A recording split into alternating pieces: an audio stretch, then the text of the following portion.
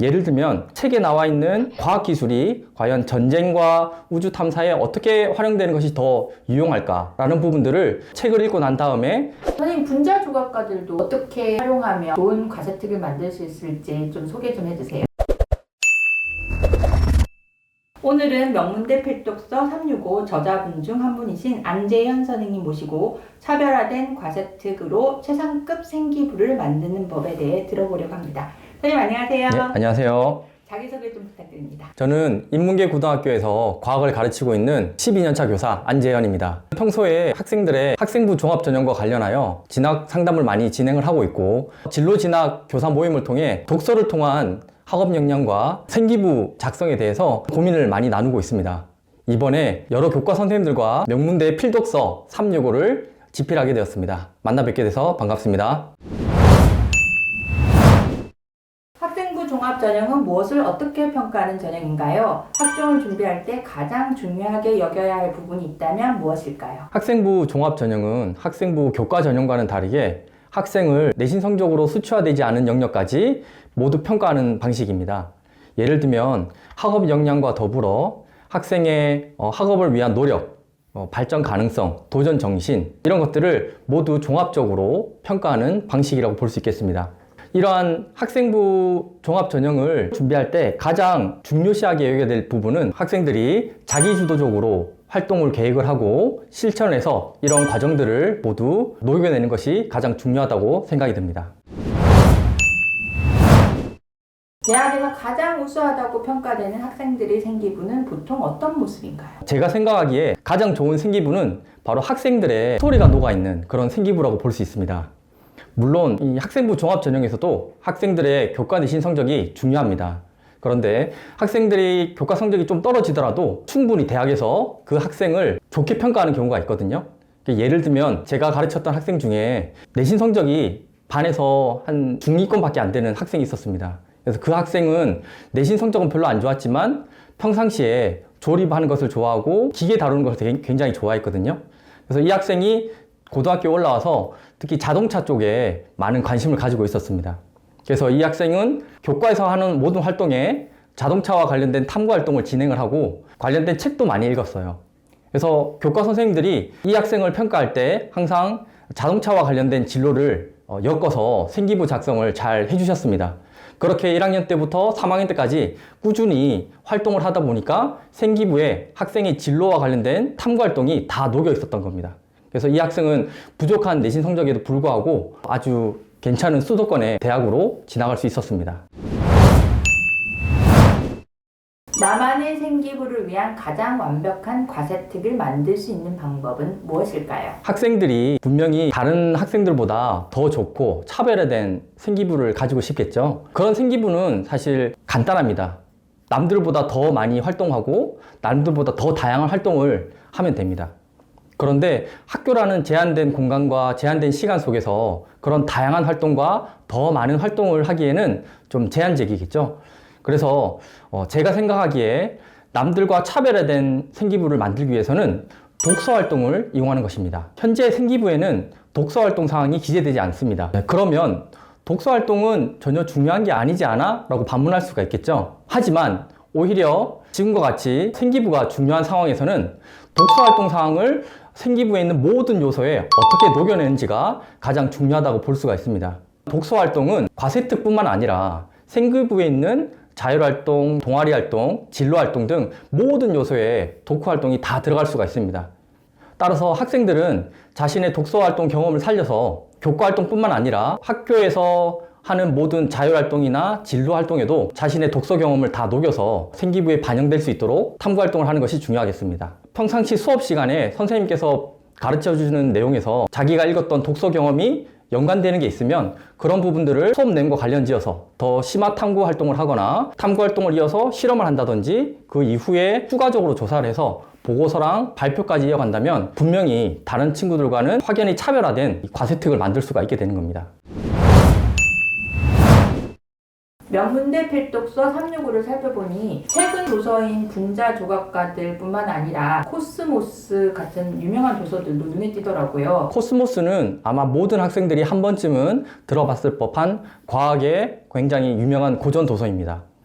사실 이 책을 한 번쯤 본 학생들은 책의 두께에 놀라서 분량이 많아서 아마 선뜻 펼치기에 좀 어려움이 있었을 겁니다. 그런데 코스모스 책을 한 번이라도 펼쳐서 한 장 한 장 읽어본 학생들은 저자의 유려한 문장과 상상력에 의해서 어느 순간 책의 내용에 빠지게 되는 것을 경험하실 겁니다. 코스모스는 과학 고전 도서이기 때문에 최신의 과학 이론이 포함되어 있지 않습니다. 하지만 코스모스에 담겨 있는 생명과 우주의 신비에 대해서 열심히 탐구 활동을 하게 되면 과학 수업을 배우는데도 많은 도움이 될 겁니다. 그러면 이 책을 어떻게 탐구 활동에 활용할 수 있을까요? 코스모스에 있는 여러 가지 내용들이 있지만 본인이 특별히 관심을 가지는 주제가 있으면 그 주제를 가지고 탐구 활동 또는 이제 토론 활동을 진행할 수가 있어요. 예를 들면 책에 나와 있는 과학 기술이 과연 전쟁과 우주 탐사에 어떻게 활용되는 것이 더 유용할까라는 부분들을 책을 읽고 난 다음에 독서 토론 활동을 후속 활동으로 이어나가면 생기부를 알차게 채워나갈 수 있을 것 같습니다. 그리고 과학 기술과 관련된 최신의 연구 동향이라든지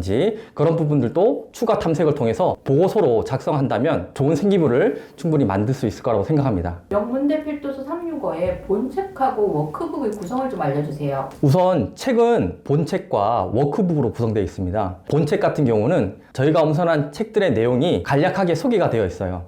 그래서 책에 어떤 내용들이 들어있는지 확인할 수가 있고 그 아래쪽에 보시면 이 책의 내용을 바탕으로 학생들이 진행할 수 있는 심화 활동을 간략하게 소개해 놨습니다. 워크북에서는 본책에서 소개된 내용을 바탕으로 어떤 활동들을 하면 학생들이 탐구 활동을 진행할 수 있는지 구체적으로 소개되어 있습니다. 그래서 워크북에 소개되어 있는 탐구 활동을 찬찬히 읽어보시고 그것에 따라서 탐구 활동을 진행해 보시면 과세특이나 생활기록부에 많은 도움이 되실 겁니다. 선생님, 분자 조각가들도 어떻게 활용하면 좋은 과세특을 만들 수 있을지 좀 소개 좀 해주세요. 분자 조각가 같은 경우는 비교적 최근에 나온 신간 도서에 속한다고 볼 수 있습니다. 만일 학생 중에 의학 계열이나 아니면 이제 제약회사 같은 화학 계열에 관심 있는 학생들은 분자 조각가를 꼭 읽어보시기를 추천드립니다.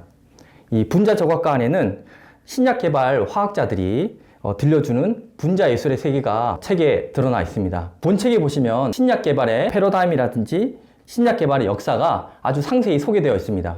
그리고 이러한 본책을 바탕으로 워크북에서는 학생들이 교과 활동으로 어떻게 연결시키면 좋을지 자세히 소개되어 있는데요. 우선 책 속에 있는 내용들을 충분히 읽고 의약품 개발 과정을 인지했다면 의약품 개발 과정을 다양하고 흥미롭게 활동으로 구성할 수가 있습니다. 예를 들면 학생들은 교내에서 동아리 활동을 하잖아요. 그래서 화학이나 생명과학과 같은 동아리 활동을 구성하는 친구들이 있다면 책에 있는 내용을 바탕으로 새롭게 재구성해서 활동을 이어나간다면 굉장히 유용한 활동이 될 수 있습니다. 그리고 의약품의 특징을 화학적으로 표현해 보거나 의약품의 개발 미래 부분을 충분히 학생들이 찾아보고 탐색해서 보고서로 작성해 본다면 학생들의 생활기록부에 훨씬 더 충실하게 녹아 들어갈 수 있을 것 같습니다. 마지막에 동아리 활동이 어떻게 녹아 있는지 예시도 표현되어 있으니까 읽어보시면 활동을 계획하시는데 많이 도움이 될 것 같습니다.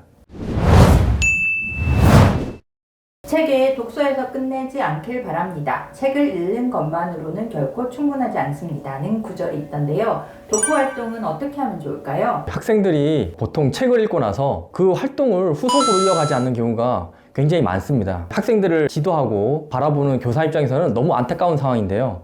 학생들은 자신이 감명 깊게 읽은 책이 있으면 반드시 그 활동 내용을 교과 활동이나 동아리 활동이나 아니면 다른 진로 활동에 반드시 이어서 후속 활동을 하는 것이 굉장히 중요합니다. 예를 들면 1학년 때 통합과학 시간에 배웠던 어떤 생물학적 개념이 있다. 그러면 그러한 개념들을 처음에는 자세히 알아보고 조사를 한 다음에 2학년 때 실제로 생명과학 1이라는 교과에서는 그 내용을 좀 더 심화해서 실험으로 이어나가 보는 겁니다. 그래서 2학년 때는 주도적으로 또 실험을 설계하고 탐구 활동을 하고 보고서를 써보고 3학년이 돼서는 그러한 부분들을 더 이제 응용을 하는 실제 생활에 응용해보는 그런 활동들로 이어나간다면 생활기록부가 1학년 때부터 점점 확장되고 심화되는 그런 훌륭한 생기부로 완성될 수 있을 것 같습니다. 특히 1학년들은 아직까지 이제 학교 생활에서 선생님들이 지시해 주는데 수동적으로 움직이는 경우가 많잖아요. 그런 학생들도 가만히 있으면 결국에는 3학년 때 자신의 생기부에 공백기가 굉장히 많을 수 있습니다. 따라서 항상 적극적으로 자기가 필요한 내용들을 책을 읽고 나서 후속 조치 활동을 해서 많은 활동들을 설계하고 실천하기를 추천드립니다.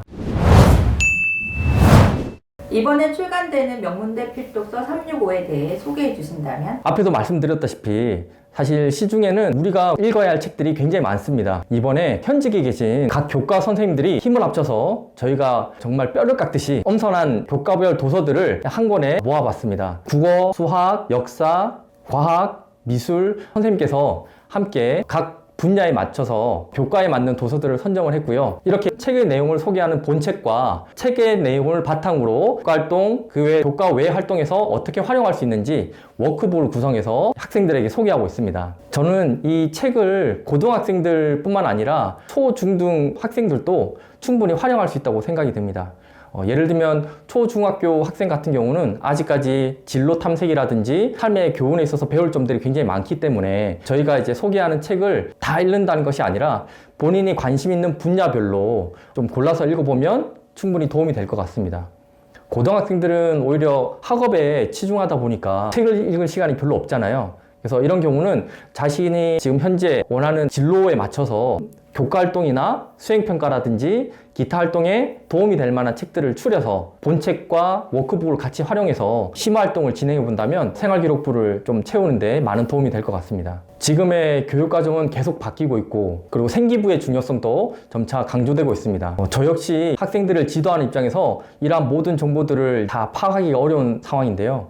이럴 때일수록 학업 영역도 중요하지만 자신의 독서 역량을 키워서 교과 활동뿐만 아니라 여러 가지 활동들에 독서 경험을 통해서 심화 활동을 한다면 생기부에 훨씬 더 많은 도움이 될 것 같습니다.